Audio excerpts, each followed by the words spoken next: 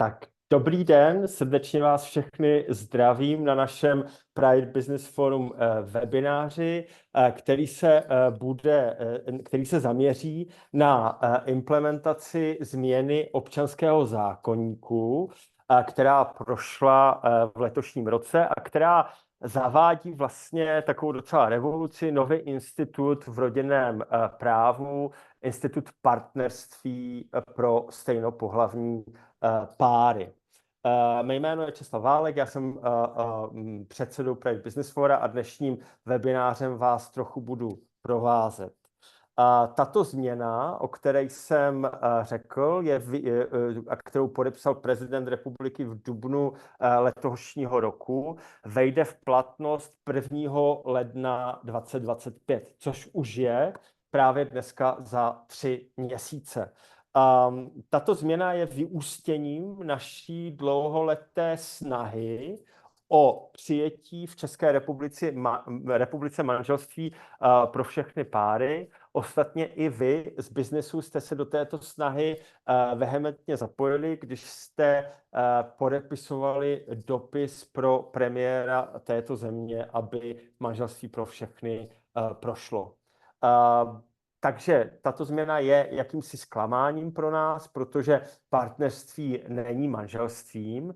Na druhou stranu, jak už jsem řekl, je to dosti revoluční změna. Tak jak je ta změna v občanském zákoníku napsaná, znamená, že de facto stejnopohlavní páry, které budou vstupovat do partnerství, budou mít téměř všechny práva stejně jako heterosexuální manželé a manželky.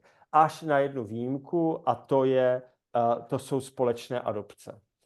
I o tom se tady dneska budeme bavit. Budeme se bavit o tom, zda moje interpretace toho, že od 1.1.2025 ti, kteří budou vstupovat do partnerství, budou mít stejná práva až na společné adopce.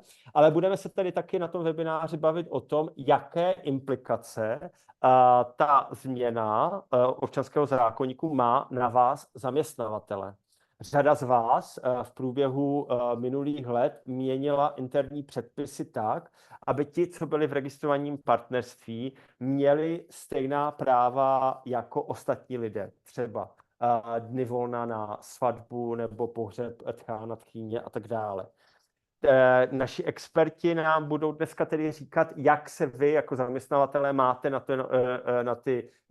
na toho 1. ledna 2025 připravit. Zda musíte přijímat nové interní předpisy nebo nikoliv. Já jsem moc rád, že tyto otázky nemusím odpovídat já, ale že tady máme dva skvělé experty z A&O Sherman, Martina Bytčánka a Viktora Vráblíka, kteří s námi spolupracují na této oblasti už dlouhodobě a připravili si nejdřív prezentaci, která je inspirovaná otázkami, které jsme obdrželi od vás v předvoji tohoto webináře, ale nebojte, stále budete mít šanci se ptát. To budete mít šanci a dělejte to, ptát se v průběhu jejich prezentace. Máte proto chatbox, ve které můžete vaše otázky klást, anebo potom po jejich prezentaci bude Q&A session, v průběhu které můžete stále psát otázky, psát komentáře, nebo se přihlásit a my vás odmutujeme. Tak, bez dalšího zdržování teďka předám slovo Martinovi a Viktorovi, kteří nás provedou stručnou prezentací o tom, o čem je zákon o partnerství, nazvěme to zákon o partnerství a jaké implikace to má na vás, na zaměstnavatele. Takže dobré odpoledne, já vás taky vítám na naší prezentaci ohledně nového institutu partnerství. V úvodu bych se představil, v podstatě pracuji pro advokátní kancelář A&O Sherman víc než 10 let. Za tu dobu vlastně pomáhám Pride Business Foru v otázkách benefitů a dalších otázkách, které se týkají jednak registrované partnerství nebo další záležitosti, jejichž předmětem je vlastně práce Pride Business Fora. A jsem rád, že mám vedle sebe kolegu z oddělení pracovního práva, který myslím, že bude pro toto téma relevantní ve velké míře, protože se chceme věnovat primárně otázkám které se budou týkat pracovního práva a různých benefitů, které zaměstnanci standardně mají. V úvodu bych možná řekl, že předmětem tohoto semináře nebo tohoto webináře není pokrýt tento institut po všech stránkách. My se budeme zaměřovat primárně na oblast pracovního práva, oblast zaměstnanců a benefitů, které se poskytují zaměstnancům. Pokud byste měli nějaké další otázky, tak určitě jsme k dispozici, ale primárně se teď budeme věnovat právě tomu pracovnímu právu. Abychom se však dostali k otázkám pracovního práva, tak bychom si mohli říct něco k institutu partnerství velice ve zkratce. Nebudeme se věnovat, řekněme, těm sociálním aspektům problematiky partnerství, jestli mělo by přijato partnerství nebo manželství. My to hodnotíme spíše z pohledu toho právního a z právního pohledu můžeme zhodnotit, že to řešení, které bylo uděláno nebo přijato, není úplně ideální. Jedná se zejména proto, že původní návrh parlamentu předpokládal, že se udělá velice jednoduchá změna. V podstatě manželství představuje svazek dvou lidí jakéhokoliv pohlaví. Nebylo by tam rozdílu mezi klasickým manželstvím a manželstvím stejnopohlavných lidí stejného pohlaví. Vzhledem k tomu, jak dopadla celá diskuze na půdě parlamentu, vzhledem k tomu, kolik pozměňovacích návrhů bylo k tomuto návrhu zákona přijatých, tak je úplně zjevné, že vznikly v českém právním řádu různé mezery, které my se teď snažíme vyplňovat výkladem, analogií a věříme, že ten náš výklad je správný, ale bez ohledu na to, co tady řekneme, musíme podotknout, že k tomuto tématu není zatím žádná judikatura, která by naše názory potvrdila. Stejně tak výkladové stanoviska příslušných orgánů nebo ministerstev jsou spíše neformálního charakteru a nemůžeme se prozatím ani spoléhat. Co se týče zákona o partnerství, v podstatě na rozdíl od institutu manželství, které by v podstatě zařadilo manželství stejnopohlavních párů na stejnou úroveň, jako je manželství heterosexuálních párů. U partnerství se vytváří nějaká vedlejší kategorie nebo jiná kategorie svazků, na kterou by se měly jednotlivá ustanovení českého právního řádu použít obdobně. To znamená, měla by se použít analogie. Všude, když se mluví o manželství, by se mělo vztahovat stejně na partnerství. Problematické je to zejména v oblasti veřejného práva, kde by se tato analogie standardně neměla využívat z toho titulu, že v podstatě analogie je běžná primárně u soukromého práva. My si však myslíme, že vzhledem k tomu, že pokud bychom nepoužili vlastně to slovíčko obdobně i na veřejnoprávní předpisy, vznikaly by takové mezery, které by mohly být diskriminační a v případě nějakých sporů je velice pravděpodobné, že minimálně ústavní soud by s takovým zužujícím výkladem nesouhlasil, ale o tom bude později mluvit Viktor. Já bych shrnul vlastně takové ty základní věci, které se mění ohledně partnerství nebo rozdíl mezi registrovaným partnerstvím a partnerstvím. V podstatě institut partnerství nahrazuje registrované partnerství, avšak registrovaná partnerství, která již existují, se vlastně od 1. ledna neruší. Tato registrovaná partnerství zůstane nadále v platnosti do doby, než se rozhodnou registrovaní partneři vstoupit do tohto klasického partnerství podle občanského zákoníku, nebo prostě nesezdané páry vstoupit do toho registrovaného partnerství po 1. lednu už nebude možné vstupovat.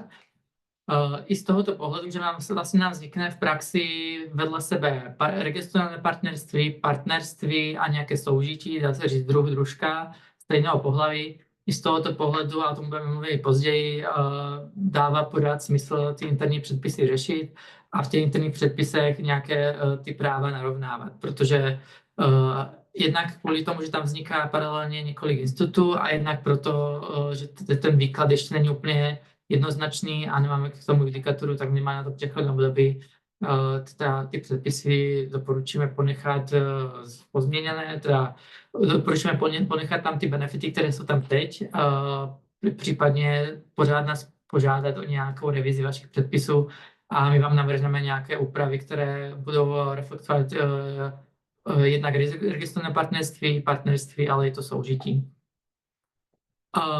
Významným rozdílem proti současné situaci je osvojování dítěte svého partnera. V současné době nebylo možné přiosvojit dítě partnera. Byly nějaké úvahy v minulosti, které by řekly, že v registrovaném partnerství je možné přiosvojit dítě svého registrovaného partnera, avšak tyto úvahy byly čistě v rovině nějakých diskuzí, ale nebyly přijaty, nebyla k tomu nějaká politická vůle tohle přijmout. V dnešní době je možné zapsat oba rodiče stejného pohlaví do rodného listu pouze ve výjimečných případech a v současné době to je pouze pokud bylo rodičovství založeno podle cizího práva, podle rozhodnutí nějakého orgánu cizího práva. Tomu se budeme věnovat ke konci naší přednášky těmto speciálním institucím podle cizího práva. Avšak od 1. ledna bude možné zapsat oba rodiče stejného pohlaví do rodného listu, ve kterém bude vlastně specifikován rodič 1, rodič 2. Tyto rodné listy budou alternativně k rodným listům, kde je napsané otec a matka. A tato novela do matričního zákona byla přijata už v souladu s judikaturou ústavního soudu, který řekl, že to rodičovství založeno v zahraničí je nutno zapsat tady v České republice, takže není to novinka. Akorát tato situace se bude nově vztahovat i vlastně na přiosvojené dítě v rámci partnerství. Stejně tak, jak jsou uzavírané manželství, stejný proces uzavírání bude analogicky i na partnerství, to znamená, je možné uzavřít partnerství i jednak civilním nebo i církevním sňatkem, pokud to samozřejmě tato příslušná církev dovoluje, nebude v tomto rozdíl. Stejně tak vlastně, jak se vždycky u klasické svatby se určuje, jaké příjmení budou manželé po svatebním obřadu nosit, tak od 1. ledna bude stejně potřeba vyřešit při uzavírání partnerství, jaké příjmení budou partneři v rámci sňatku užívat. S tím souvisí i další práva, například práva majetkového charakteru. V současnosti v registrovaném partnerství nemá společné jmění manželů, to znamená, není možné po uzavření registrovaného partnerství nemají oba registrovaní partneři vlastně bezpodílové spoluvlastnictví, spíš tohle bylo vlastně vyhrazeno jen pro institut manželství. Po novém roce i tento institut CIM se bude vztahovat i na partnerství. Stejně tak se rozšíří definice vztahu typu švagrovství, tchán, tchýně a podobně se budou teď považovat vlastně z pohledu českého práva i rodiče nebo sourozenci partnera. Ve vztahu právě k otázce benefitu a pracovního práva bude velice důležité definovat pojem dítě, to znamená, kdy je dítě považováno z právního hlediska za dítě partnerů, obou partnerů, jednoho partneru, jaký rozdíl mezi dítětem v manželství, partnerství a podobně. A stejně tak je potřeba vlastně vyložit pojem manžel, manželka versus partner, partnerka. A o tomto bude víc mluvit už Viktor, který připravil takovouto přehlednou tabulku, která vlastně shrnuje všechny vlastně volna, které nabízí zákoník práce a benefity, které nabízí veřejné právo. Jo, tak děkuji. Dobrý den. Já bych vlastně ve své části chtěl mluvit o tom, co se změní v podstatě ve vztahu k těm pracovněprávním situacím, které se týkají dětí, což jsou tedy typicky vlastně mateřská, otcovská, rodičovská dovolená a vlastně související státní dávky. Jak jistě určitě hodně účastníků tady ví, tak tohle jsou zrovna oblasti, kde stávající právní úprava má vlastně jisté mezery ve vztahu k stejnopohlavním párům. V podstatě, co je hlavní problém, je v podstatě to, vlastně, co zmiňoval Martin, a sice, že jenom jeden rodič bude právně uznán za rodiče a ten druhý bude vlastně jenom sociálním rodičem a na něj v podstatě jakoby ta právní úprava úplně nepamatuje. To znamená, že dneska bohužel je to možný, nebo jako tak, co poskytuje zákon, tak v podstatě všechny benefity, všechny volné, všechny dovolené v podstatě poskytuje pouze tomu jednomu, řekněme, právnímu oficiálnímu rodiči. A ten druhý rodič bohužel ze zákona nemá právo jakoby na nic. Což je vlastně přesně to, co vlastně řešíme v podstatě často právě v úpravě těch vnitřních směrnic vlastně zaměstnavatelů, kde se tedy typicky vlastně přidává třeba otcovská dovolená a vlastně otcovská dávka pro v podstatě toho druhého z páru. V podstatě problém je v tom, že v dnešní době je rozpor mezi sociálním rodičem a tím právním rodičem. To znamená, to dítě žije standardně v tom páru stejnopohlavním páru, ale vždycky je ten jeden z rodičů má vlastně z pohledu českého práva rodičovská práva k tomu dítěti a proto se mi se to je přesně v podstatě ten problém a ono, když to vezme v souhrnu, tak je to v podstatě nespravedlivý, protože v souhrnu ten pár v podstatě dostane méně, protože minimálně přijde o tu otcovskou v podstatě dávku. Takhle myslím, že pak si to bude tak, že v podstatě jeden z těch rodičů, ten oficiální, například po adopci půjde na mateřskou dovolenou, pak na rodičovskou a čerpat bude peněžitou pomoc v mateřství. A následně rodičovský příspěvek, zatímco v rodním listu bude pouze jeden. Pokud to není ta výjimka, o které si vlastně mluvil. Já to budu mluvit na závěr ještě podrobně. Která vlastně funguje pouze přes ten zahraniční aspekt. V podstatě, co se jakoby stane teď, je, že ta novela to změní, ale pouze nepřímo. V podstatě zatím ta novela nějakým způsobem nemění ani pracovně právní předpisy, ani v podstatě ty předpisy o sociálním zabezpečení a státních dávkách. Každopádně, co se změní, je ta možnost uznání toho druhého, toho sociálního rodiče, který teď vlastně taky v podstatě bude moct čerpat ta práva, které zákon přiznává těm rodičům, v tomto případě po adopci. Takže v podstatě, co se v podstatě stane teď, je, že zákoník práce i v podstatě zákon o státním sociálním zabezpečení v podstatě počítají s osvojením jako s jednou z událostí, na základě které pak zákoník práce přiznává vlastně dovolenou, ať je to mateřská nebo rodičovská nebo otcovská. A zase zákony o státním sociálním zabezpečení pak poskytují v podstatě dávky, které jsou spojeny s touto událostí. Takže v podstatě teď bude možnost, aby ten druhý rodič dosáhl na tyhle dovolené a na tyhle dávky. Což v podstatě předtím jako by nešlo. Takže v podstatě, co se teď stane, je, že například u dvou matek i ten druhý rodič, i ta druhá matka bude moct čerpat mateřskou dovolenou a pak případně rodičovskou. Není úplně jasné, to jsme právě celkem řešili tady vnitřně, zda matka může jít na otcovskou dovolenou, protože ten zákoník práce s tím úplně tak nepočítá. Určitě může čerpat, a to je právě ta nekonzistence, určitě může čerpat tu dávku. Každopádně myslím si, že jakoby správně to ten zaměstnavatel by měl evidovat taky jako otcovskou dovolenou. Mm-hmm. Ale je to v podstatě tak, že podle toho veřejnoprávního předpisu, o těch sociálních benefitech, má nárok na tu otcovskou dávku, akorát zákoník práce pak řekne, že ten, kdo dostal tu dávku, tak má nárok i na to volno, že? Proto je to provázané. Proto je to tak provázané, zatímco je to opačně u těch mužů, kteří tam už jsem si celkem jistý, kteří zase podle mě nemohou jít na mateřskou dovolenou. Protože tam je v podstatě ta právní úprava trošku jiná. V každém případě je to jenom technikálie, protože takový muž půjde pak na rodičovskou dovolenou a v podstatě ten zákoník práce na to i pamatuje v takových těch speciálních situacích typu, když se někdo vrací v podstatě po dovolený, tak v podstatě je tam stále nějaká ta povinnost třeba udržet místo a podobně. Takže je to bohužel nekonsistentní. Každopádně, co si myslím, že bude tedy správně, třeba u těch matek, je, že v podstatě jedna půjde na mateřskou, druhá pak bude moct jít na otcovskou, jedna může čerpat peněžitou pomoc v mateřství, druhá bude moct čerpat, v tom se říká dávka otcovské poporodní péče, myslím oficiálně.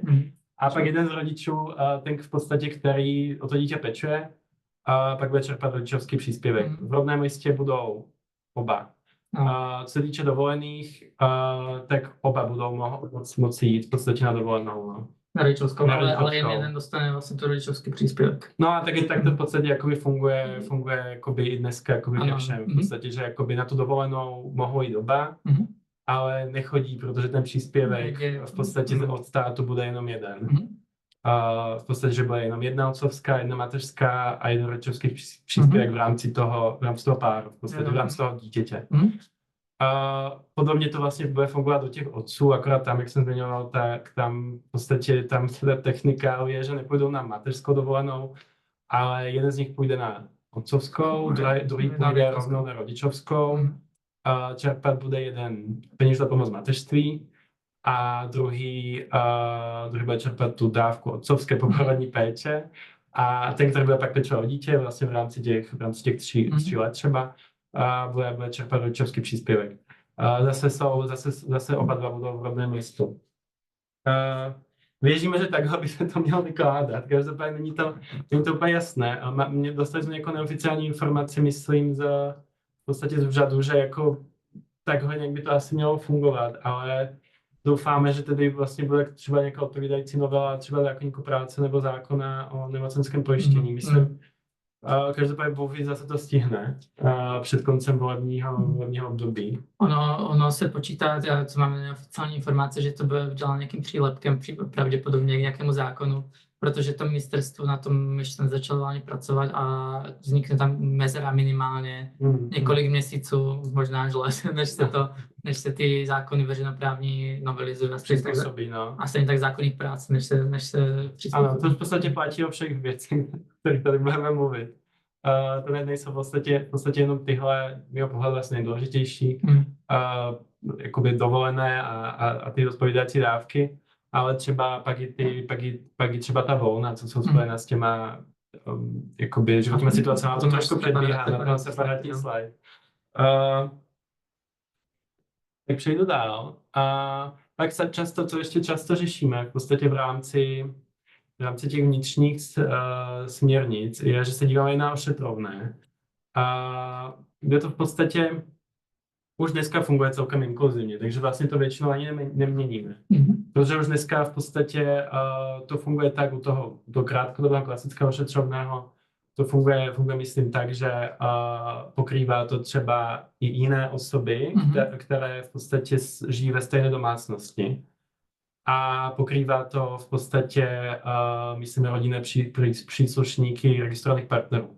Takže už dneska je to v podstatě dost inkluzivní a to, co tam vidím trošku tedy navíc, je, že teď už třeba, to asi nebyla častá situace, ale teď třeba může dostat ošetrovné jakoby rodič, který teď bude nově uznán jako právní rodič, to nebude sociální rodič, odpadne ta podmínka toho ty společné domácnosti, ale to asi moc časté předpokládám nebude. Takže bude to tak, že vlastně budou partneři, ale nebudou bydlet spolu v jedné domácnosti, tak budou mít jako práva, jako kdyby byli spolu.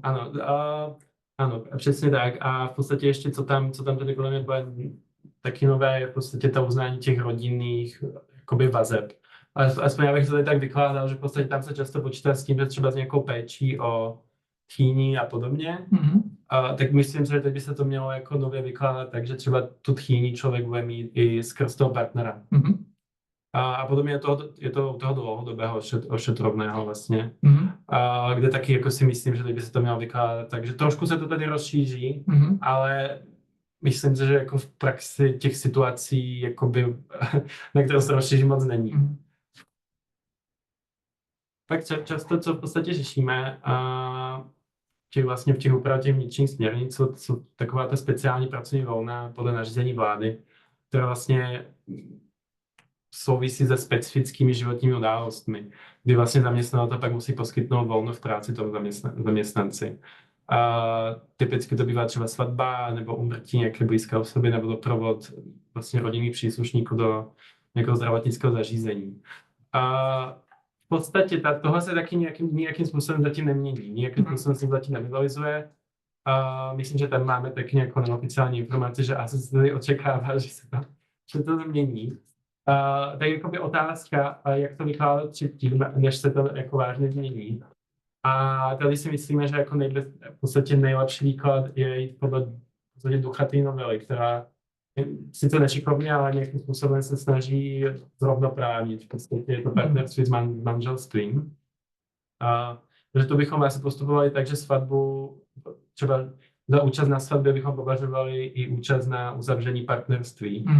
A v podstatě na základě toho ustanovení v občanském zákoníku, které říká, že to mělo vykládat obdobně. A to znamená, že třeba svatba se podle mě rozšíří a teď zaměstnanec by měl dostat volno i na uzavření partnerství, nejen na svatbu. Podobně tak na uzavření partnerství dítětem, a kde se to navíc ještě podle mě rozšiřuje v podstatě tím uznáním těch rodinných vazeb. A že třeba už teď bude moci jít člověk i na dítě, na svatbu dítěte nebo na uzavření partnerství dítěte, které přiosvojil. Jo. Které přiosvojil vlastně na základě té nové možnosti. To je to, což v podstatě taky trošku jakoby rozšiřuje tu aplikaci. Co se týče v podstatě účasti na pohřbu, tak tam taky si myslím, že se to teď v podstatě rozšíří, že mělo být zahrnovat také jakoby účast na pohřbu partnerů a účast na pohřbu osob se švagraných skrz partnerství a účast vlastně na pohřbu osvojence a osvojitele. Přes to přiosvojení, což zase podle mě trošku v podstatě rozšiřuje tu aplikaci a podobně to u toho doprovodu, která v podstatě v té úpravě odkazuje na ty stejné osoby, jak je to u těch úmrtí. Takže nějakým způsobem se to trošku rozšiřuje, spíš fakticky, některé faktické situace a myslím si, že jakoby ty mezery, co tam byly dosud, se tímto celkem v podstatě vyplní. Jo, protože v současnosti, jak je registrované partnerství, tak například se nepřiznávají ty 2 dny na uzavření partnerství registrovaného, ale ve státní službě jenom tedy. Státní službě jeden den. No, ale jakoby u soukromých zaměstnavatelů je tam v podstatě pouze svatba na uzavření registrovaného partnerství. To ten zákon na to nemyslí, respektive to nařízení na to nemyslí a nemáme ani takové ustanovení, jak bude teď v tom občanovi, na které by se dalo spolehnout přes ten obdobný výklad. Protože u toho registrovaného partnerství není napsané, že se použijí obdobně instituty, které jsou pro manželství. Přesně tak. Tam to bylo jako kdyby užší, teď se to rozšíří na... Přesně tak, plus jakoby tady pomohou, to je jedna věc, co pomůže, druhá věc, co pomůže uznání těch rodinných vazeb a při osvojení je ta třetí věc, vlastně hlavní, které dosud v podstatě nebylo. Dosud to bylo tak, že to dítě nebylo v podstatě právně považováno za dítě toho sociálního rodiče a zároveň přes registrované partnerství nevznikaly ty rodinné vazby, jako je třeba tchýně nebo švagra a podobně, se kterými to nařízení ohledně vlastně těch volen často počítá v podstatě, že třeba účast na pohřbu matky, manžela a podobně. Možná je pro zajímavost, jak jsme to my vlastně do těch interních předpisů vždycky nějakým způsobem se snaží rozšířit takovým způsobem, že jsme rozšířili tu definici.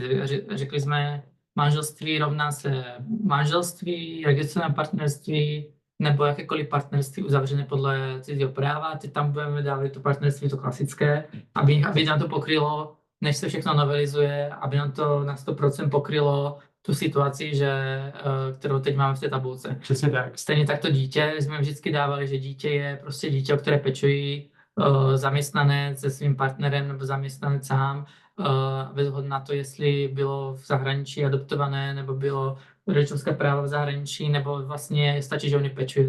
Abychom tam dostali toho sociálního rodiče, ano, které si tam teď v podstatě dostane přes to přiosvojení. Jo. V hodně případech. Ale na druhou stranu, jako to je další argument, proč pořád revidovat ty předpisy a nějaký rozšiřovat, protože vlastně pokud budeme chtít přiznat to sociální rodičovství, tak ten proces toho přiosvojení je tak dlouhý a tak složitý, že vlastně tu mezeru mezi tím narozením toho dítěte a dobou, kdy to dítě bude mít řekněme 7 let, když už nebude potřebovat prostě otcovskou dovolenou například, je tak dlouhý, že vlastně je lepší, pokud chtějí být velice ty společnosti velice pro ty různé ty práva garantovat všem zaměstnancům stejně, tak stejně bych navrhoval prostě to rozšiřovat na to sociální rodičovství, to znamená péče o dítě žijící například ve společné domácnosti a podobně. To souhlas určitě a další věc ještě, která to taky trošku komplikuje a ty jsi to vlastně viděl na začátku, je, že teď budou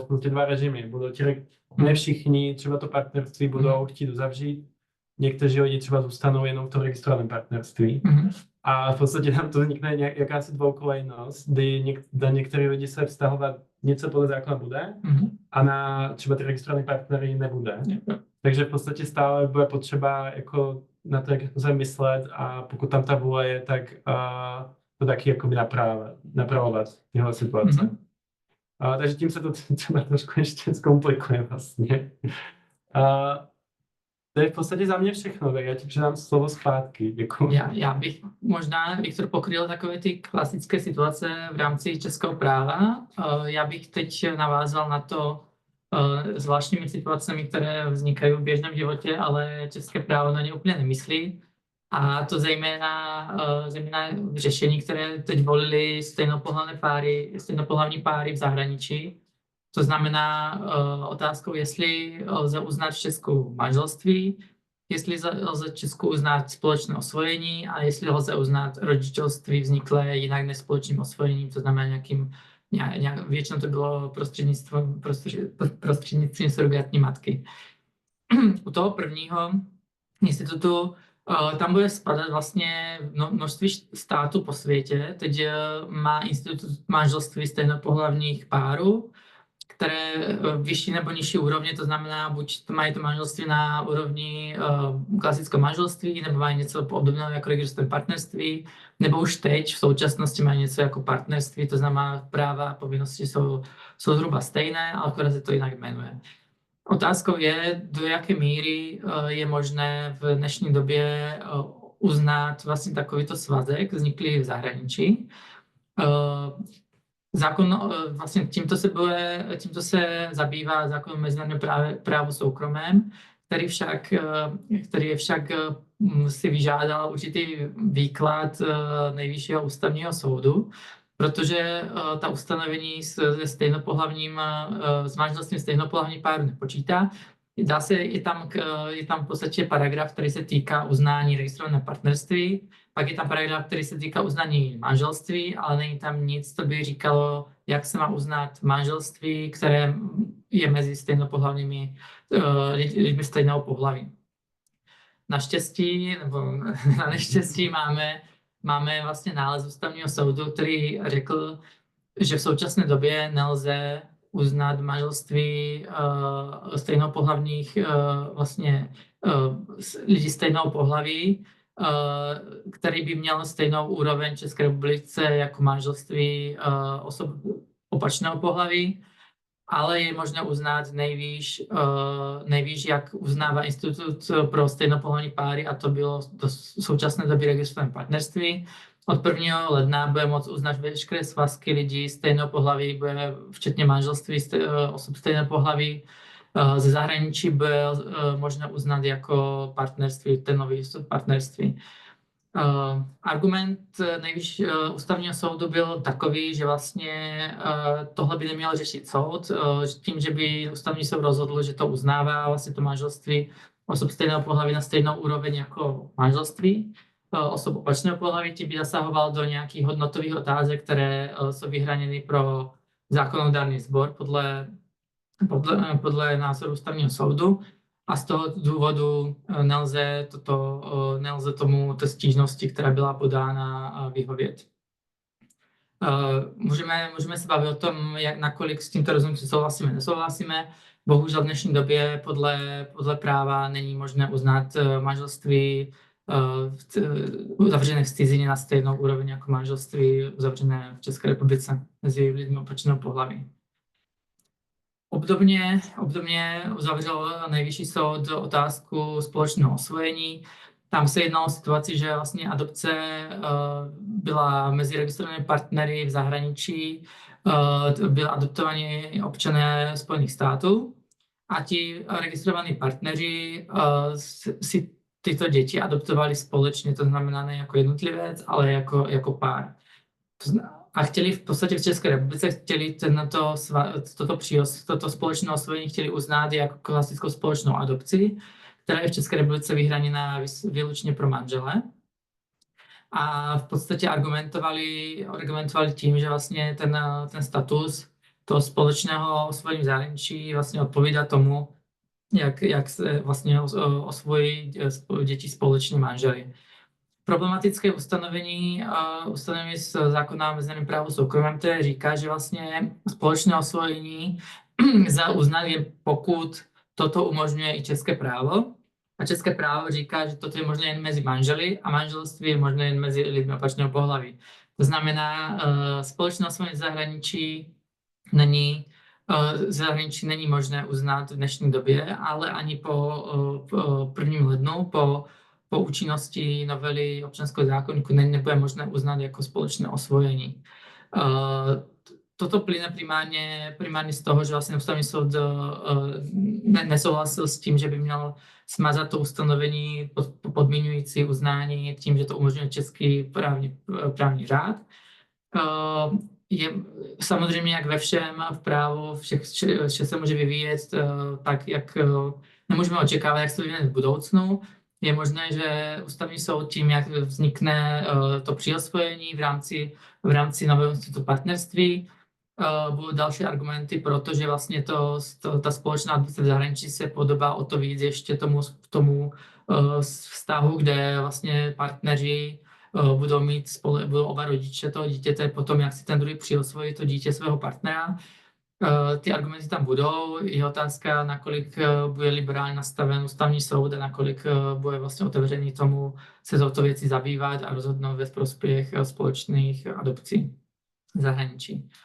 Speciální úprava je však ve vztahu k rodičovství, které vzniklo na základě rozhodnutí soudu v zahraničí, ale jedná se o rozhodnutí soudu, které nemá podobu nějakého společného osvojení. Spíš se jedná, zejména v tomto případě se jednalo, o kterém rozhodoval ten Ústavní soud, se jednalo o nabití rodičovství prostřednictvím surogátní matky, kde šlo o situaci, že vlastně to vajíčko bylo darováno od neznámé dárkyně. Surogátní matka podle té smlouvy uzavřené podle amerického práva v podstatě nebyla matkou a jako otcové se zapsali oba rodiče stejného pohlaví se zapsali do rodného listu podle amerického práva, podle té smlouvy uzavřené podle amerického práva se stali rodiči, takže vlastně ty děti v zahraničí měli v rodném listě, měli oba rodiče zapsané ty dva muže. Oni přišli vlastně do České republiky a tvrdili, že vlastně to jejich rodičovství bylo už založeno, funguje, existuje v té Kalifornii, existuje ta vazba právní i sociální a proto pokud oni přijedou do České republiky, chtějí mít stejná práva oba k tomu dítěti. V tomto případě ten Ústavní soud uznal, že nejlepším zájmem toho dítěte je, aby ten vztah, který byl založen už v té Americe, byl akceptován v České republice a bylo tam spousta praktických případů, kdy je tohle relevantní, například zdravotní péče, přístup k dokumentaci. Kdyby se něco stalo jednému z těch rodičů, který je oficiálně rodičem a ten druhý by nebyl rodičem, tak by prostě to dítě skončilo například v nějakém ústavu, místo toho, aby zůstalo svého rodiče, který je sociálním a právním rodičem podle cizího práva. Byly tam různé argumenty a Ústavní soud v tomto případě uznal, že pokud je rodičovství založeno již v zahraničí podle nějakého cizího práva, je potřeba uznat ho i v České republice. A v návaznosti na toto rozhodnutí vlastně došlo i k novelizaci zákona o matrikách, které zavedlo ty alternativní rodné listy, nejen otec, matka, ale i rodič 1, rodič 2. Takže od té doby vlastně je tento institut možný. Je možné zapsat 2 osoby stejného pohlaví jako rodiče. Tohle se využije i na ten institut partnerství potom, jak bude přiosvojen to dítě tím partnerem, ale nepoužije se, jak jsem říkal, například to společné osvojení. Tohle budeme ještě nějaký vývoj a k tomuto v tuto chvíli nemůžeme říct, že by to bylo možné.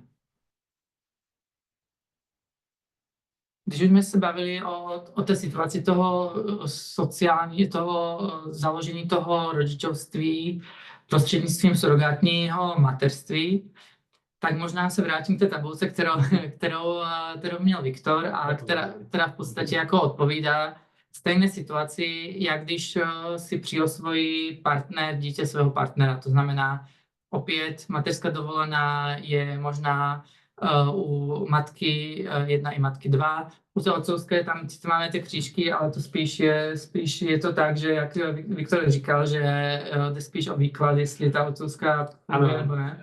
Ano, ale takhle. Určitě může matka, respektive žena, dostat dávku otcovské doprovodní péče. A ten zákoník práce, máte tam napsaný tak zvláštně, ale v podstatě já si myslím, že je potřeba vycházet z toho, že ten zákoník práce v podstatě vychází nebo odkazuje na tu úpravu v zákoně o nemocenském pojištění, které to přiznává. Takže spíš si myslím, že žena může čerpat otcovskou dovolenou. Každopádně, i kdyby jako nemohla, tak je to v podstatě technikále, protože když tak bude čerpat rodičovskou. Ale myslím si stejně, že může a v podstatě pokud to požádá a bude to v souvislosti s tím, že bude čerpat tu dávku otcovské doprovodní péče, tak já bych to jako evidoval jako otcovskou dovolenou, jako zaměstnavatel. To mi přijde jako rozumnější a logičtější. Jo. A to, že jako by ta právní úprava je trošku jako nekonzistentní, by mi asi tady až tak nevadilo.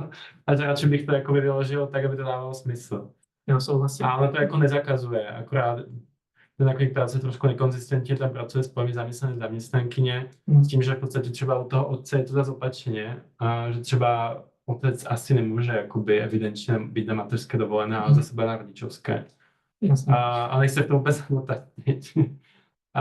Každopádně důležité je, že může být doma a dostane dávku. No, protože jde na rodičovskou. I pokud by nemohli jít na tu otcovskou nebo mateřskou, tak jde na rodičovskou. Ano, dovolenou ano, a pak jakoby v tom páru jeden dostane... Jo, na to jedno dítě jedna dávka. Jedno dítě, jedna dávka, nebo 3 dávky. Mateřská, otcovská a rodičovský příspěvek. Tak já myslím, že to se nebudeme dál zamotávat, protože je to v podstatě stejné, jak to bylo u toho přiosvojeného dítěte. Možná u toho surrogatního mateřství tam bych jen doplnil, jak se vždycky byly takové ty diskuze v parlamentu, že to partnerství, pokud by tam bylo manželství osob stejného pohlaví, takže to založí nějaké surrogatní mateřství a podobně. Mi poznamenal, že je to úplně jako jiný institut, který se řeší úplně jiný zákon, to by řešil zákon o zdravotní péči.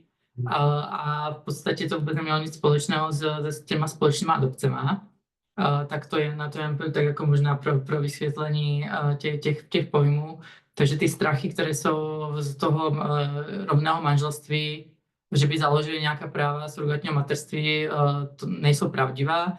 Spíš surrogatní mateřství je potřeba upravit i z pohledu osob z opačného pohlaví, které nemůžou mít přirozené dítě, takže by bylo vhodné prostě nějakým způsobem toho upravit. Ale samozřejmě by se pak vztahovalo vlastně na všechny druhy partnerství. No obecně by tomu, jak jsme v podstatě zmiňovali, jako hodně prospěla nějaká doprovodní novela, která to změní a upraví v těch předpisech, tak aby to nějakým způsobem fungovalo, dávalo smysl. Aby nebylo potřeba všechno překlenovat nějakým jako nejistým výkladem, o které se tedy my tady snažíme a jako snad tedy dává smysl. Ale určitě by to tam prospělo, protože jako obecně je to jako by v podstatě má to dopad, je to strašně moc jako práv, ať v tom pracovním právu, nebo v tom v podstatě navazujícím právu sociálního zabezpečení. A v podstatě se pak jakoby těžko vychází v podstatě z jednoho paragrafu v občanském zákoníku, který vlastně řekne, že se to mělo vykládat obdobně. Tak tím bych to uzavřel, možná bych shrnul.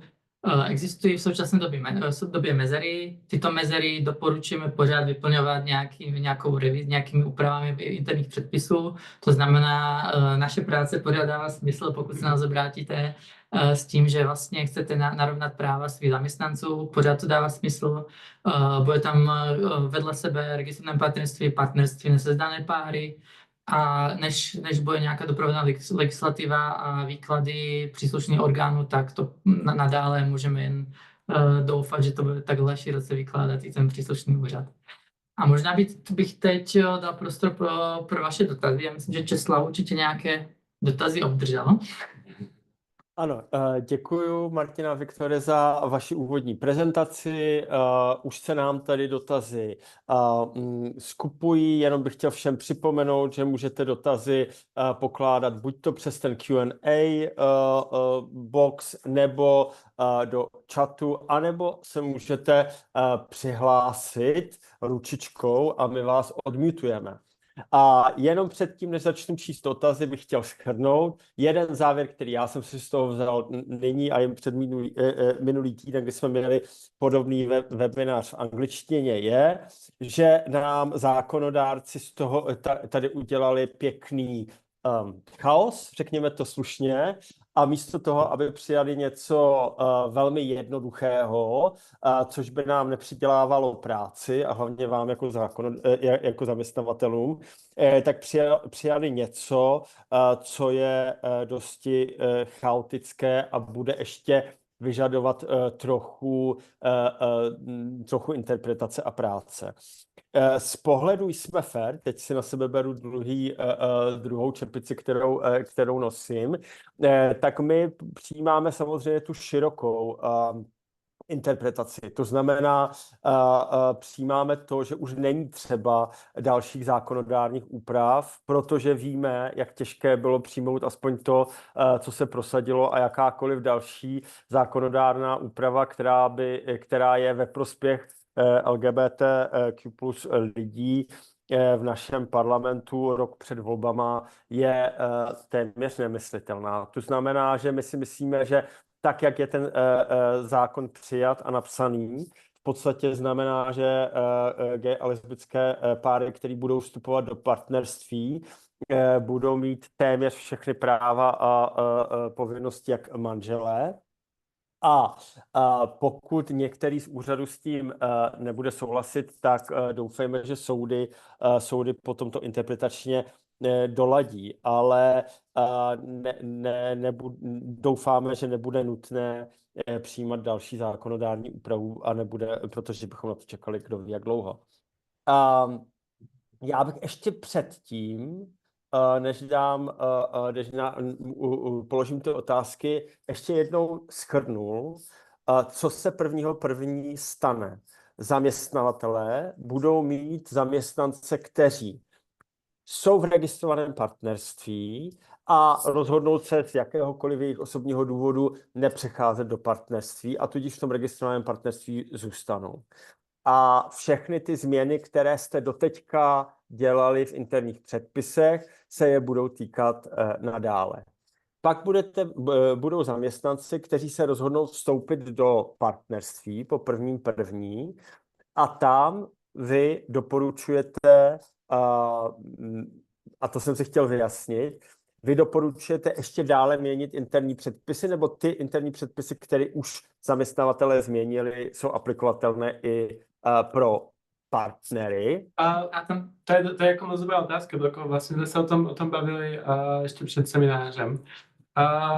Takhle, já si myslím, že nějaká revize je nutná, jednak proto, aby se tam v podstatě dokázala se podívat na tu dvoukolejnost. Jednak jako co týče těch registrovaných partnerů a těch nových režimů. A pak to, co jsme tady v podstatě prezentovali, je náš výklad, který si myslíme, že je jako spíš správný, ale podle mě stejně lepší to třeba jakoby mít upravený i v té směrnici, i kdyby to ten zákon nakonec dovoloval, protože takhle tu směrnici bude někdo číst, bude na jejím základě třeba tu dovolenou dávat a jako nebude asi chtít volat právníkovi, že zase to vykládá takhle nebo jinak. Takže si myslím, že jako nejlepší je to mít třeba vyjasnit v té směrnici a v podstatě mít to tam napsané tak, jak si myslíme, že se to správně vykládá. Protože jako čistě z toho zákona nebo z toho nařízení se to vyčíst nikdy jako nedá. A v podstatě my, když jsme dělali ty revize, tak si myslím, že bylo tak široce ty děti a ty partneři byli tak široce definovaní, že je možné, že tam žádná změna nebude potřeba. Minimálně je potřeba podívat a to myslím, že buď oslovit nás, nebo myslím, že to zvládnou interní právníci nebo HR lidi, podívat se, jestli tak, jak je to nadefinované, tak to zahrnuje ty partnery, ty nové partnery. Protože my tam máme registrované partnery nebo obdobné instituty v zahraničí, nebo tam máme osoby žijící společně v domácnosti pečující o dítě a podobně. My jsme to dělali docela široce. Je otázka, v jaké podobě to pak v každé té společnosti to přímo v různé intenzitě, podle toho, jak to jako interně protlačí. Takže z tohoto titulu je potřeba se na to minimálně podívat a případně pokud by měl nějaké pochybnosti, tak klidně jak to pošlou nám, my se podíváme a řekneme, jestli jsou potřeba nějaké úpravy nebo ne. Jo. Ano, protože pokud to chápu správně, tak největší otazník a asi největší pochybnosti můžou být právě kolem těch benefitů, kolem rodičovské, otcovské a dětí. A kde už jste sami zmínili, že proces při osvojení může trvat, já teda doufám, že ne 7 let, jak si to tady Martine zmínil, že ty úřady budou fungovat trochu rychleji, ale bude nějakou dobu trvat.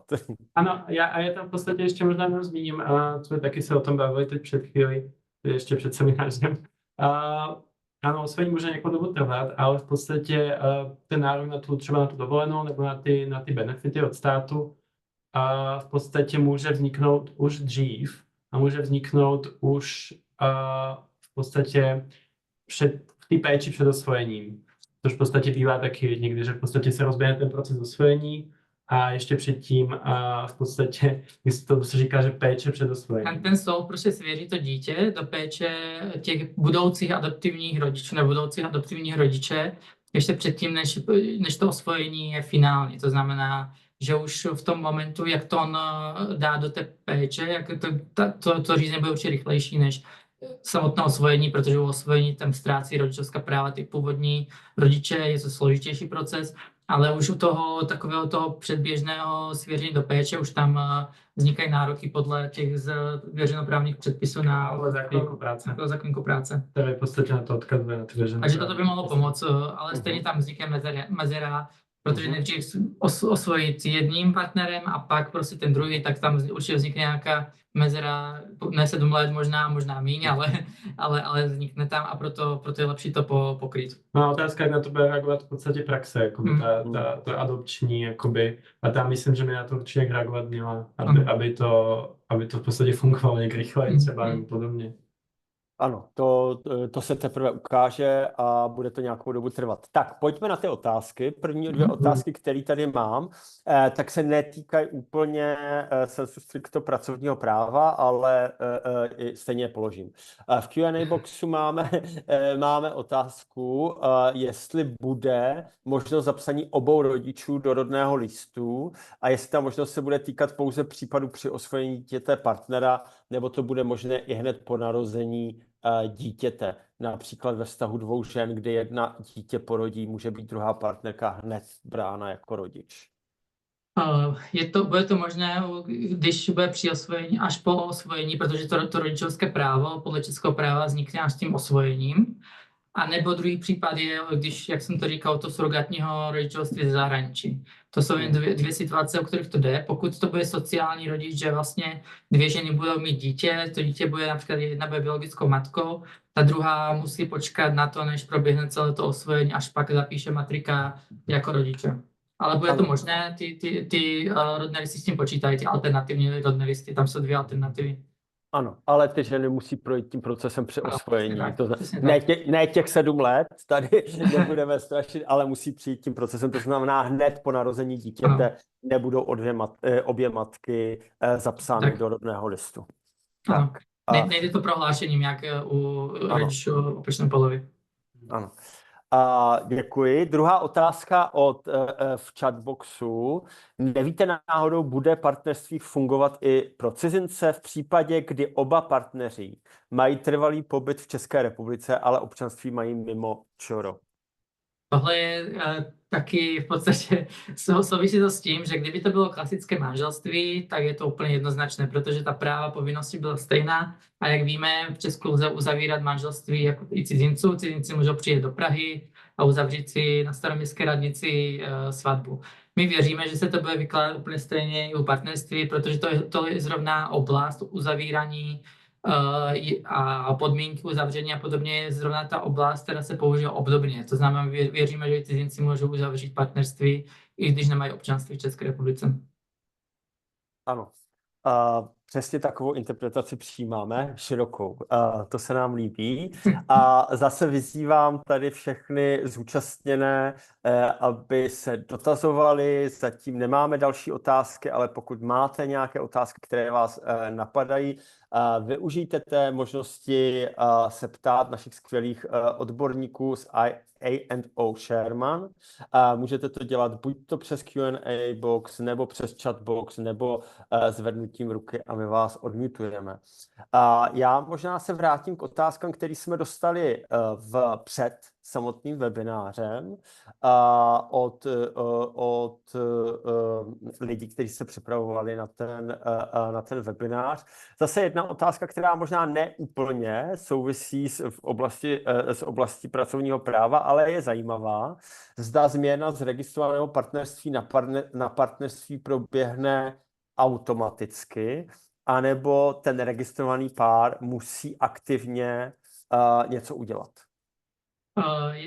Je to tak, jak jsme říkali, i ve vztahu k těm předpisům, proto je potřeba je vlastně zachovat nebo je revidovat z toho důvodu, že vlastně ta partnerství registrovaná v podstatě běží dál, s tím se nic nemění, ale ty registrované partneři se můžou rozhodnout, že uzavřou partnerství a v takovém případě zaniká to registrované partnerství. Ale takže ten aktivní krok je tam potřeba a proto vedle se bude existovat několik institutů od 1. ledna. Přesně tak. Máme tady další otázku. Bude partnerství uznáváno i v zahraničí se všemi právy jako manželství a právě na děti? To je otázka vždycky právního řádu toho státu, ve kterém se to bude uznávat. V zásadě v Evropské unii, myslím si, že většina těch států uznává z jiného státu Evropské unie ten institut, takže stejnopohlavní instituty to bude uznávat, kromě několika zemí, které tento institut neuznávají. Na východ od nás. Na východ, přesně tak. Například Slovensko, Polsko určitě neuzná partnerství. Ale na druhou stranu, tam, kde mají stejnopohlavní svazky, Španělsko, Velká Británie v Evropské unii, ale myslíme si, že uzná taky, protože je tam hodně legislativy ještě z čas Evropské unie. A stejně tak si myslíme, že prostě hodně těch civilizovaných zemí, které mají obdobné instituty, to budou uznávat za stejných podmínek jako manželství. To znamená, že oni to neuznají automaticky jako manželství, ale budou dávat všechny práva, kterým dává to partnerství v naší zemi. Není na to nařízení Evropské unie, které by to prostě nějakým způsobem upravilo jednotně. Proto nemůžeme tak říct pohledem nás, českých právníků, jak to bude jinde. Vždycky je to potřeba posoudit, zeptat se právníků v té zemi. Jsou země, které uznávají automaticky takovéto svazky, že není potřeba jít k soudu a nechat se zapsat. A pak jsou takové státy, jako je například Česká republika, že je potřeba se zapsat do matriky, aby se to zapsal, aby se vydal český nějaký oddací list a podobně. Takže záleží vždycky od toho státu. Zároveň, jestli si vzpomínám dobře, tak jsou jednak rozhodnutí Soudu pro lidská práva ve Štrasburku a jednak rozhodnutí Evropského tribunálu u Evropské unie. Ten soud ve Štrasburku to, myslím, rozhodl v případě Italů, kde řekli, že by Itálie měla uznat právě to partnerství z jiné země nebo manželství. A v případě toho Bulharska to bylo zase o dítěti, že podle mě Bulharsko musí uznat, že ty dvě matky jako rodiče, i když to jsou dvě matky, a myslím, že to byly docela průlomové rozhodnutí v obou případech. Tam je problematické z pohledu obou soudů, je problematické to, do jakých oblastí můžou ty instituce zasahovat. Například jako Evropská unie může zasahovat například na trhu práce nebo na služby, přístup k službám a podobně. Ale pořád ty státy si drží tu rodinnou politiku, se pořád drží jednotlivé národní státy. To znamená, když to řekne například Soudní dvůr Evropské unie, tak ten rozsudek samozřejmě musí respektovat v oblastech, ve kterých má Evropská unie pravomoc. To znamená, musí prostě zaměstnavatel například respektovat ad hoc toho partnera, ale že by donutil ten soud, ten stát, aby vydával například rodné listy, ve kterých budou zapsaní tyto partneři stejného pohlaví nebo rodný list, ve kterém budou dva tátové nebo dvě matky, tak to pořád jako ten soudní dvor nemůže. Takže tam hrozně záleží ta oblast toho rodinného práva versus ty oblasti rovné příležitosti trhu, zaměstnání, služeb a tak. A nevydá občas takový rozsudky v podstatě soud ve Štrasburku? Soud ve Štrasburku se snaží podle mě. Aspoň. Ten se snaží, ale zároveň tam to není vymožitelné, tam může dát pokud tomu státu. Ale když si například si nemůžu představit, že Slovensko by teď změnilo, nebo Polsko by změnilo legislativu jen protože mu to štrasburský soud jako řekl. Ne? Právě, jako když to řekne štrasburský soud, tak třeba pak na to někdy reaguje vlastně ústavní soud ve svých nálezech, že je to až tak jako nezajímá. Jo, protože třeba prostě to zasahuje do oblasti, do které bych neměl zasahovat ten štrasburský ústavního soudu. Takže to vždycky to nakonec skončí u toho Národního soudu. Na druhou stranu můžou být země, které se za to rozhodnutí, kdyby Štrasburk rozhodl ve prospěch manželství pro všechny, tak můžou být některé země, které by se za to rozhodnutí třeba schovaly. Politici by řekli, my za to nemůžeme, to nám rozhodla vyšší síla, my se musíme přizpůsobit. Vím, že rakouská vláda, která byla lidovecká, tak to bylo sice rozhodnutí ústavního soudu jejich, ale to takhle vlastně udělali, že nechtěli přijmout legislativu, ale jejich ústavní soud prostě rozhodl ve prospěch manželství pro všechny. A oni prostě řekli, musíme to udělat. I v Spojených státech v podstatě to je manželství pro všechny bylo na základě rozhodnutí nejvyššího soudu. Tam hrozně záleží, ale vždycky ten ústavní soud má vždycky největší slovo v tomto a záleží, v jakém je složení. Oni se dokážou vždycky argumentovat tou legislativou toho soudu pro lidská práva a vždycky to dokážou ohnout takovým způsobem, aby to vyhovovalo, ale to tím je závěru, takže tam záleží o složení toho ústavního soudu. Přesně. Tak, super. Děkuju. Tak, poslední šance pro zúčastněné dát dotaz na Martina a Viktora.